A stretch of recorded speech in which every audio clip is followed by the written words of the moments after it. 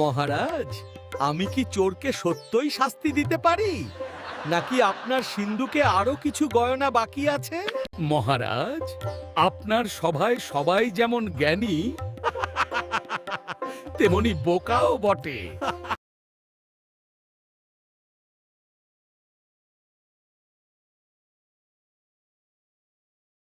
মহারাজ, মন্ত্রী মশাই যেমন সোনায় সোহাগা তেমনি গোবর ভরা তার মাথা, শুধু খুঁজে বেড়ান কিভাবে অন্যের ভালো বন্ধ করা যায়। মহারাজ, বিদ্বান চেনার উপায় খুব সহজ।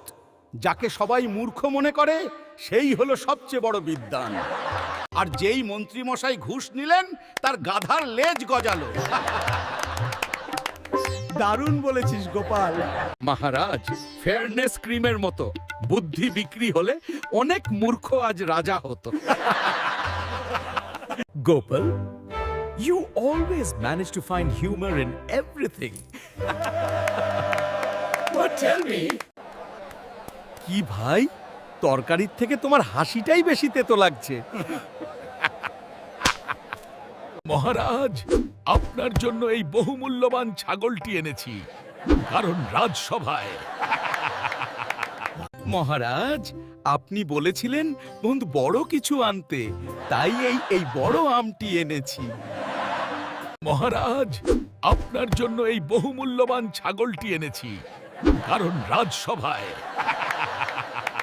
ধর্ম যখন স্যান্ডেল পরে হেঁটে যায় তখন তাকে খুঁজে বের করাই কঠিন।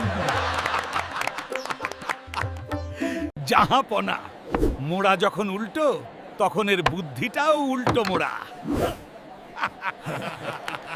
মহারাজ, সমস্যাটা হলো আমি যতবার সত্যি কথা বলি ততবার সবাই ভাবে আমি মশকরা করছি।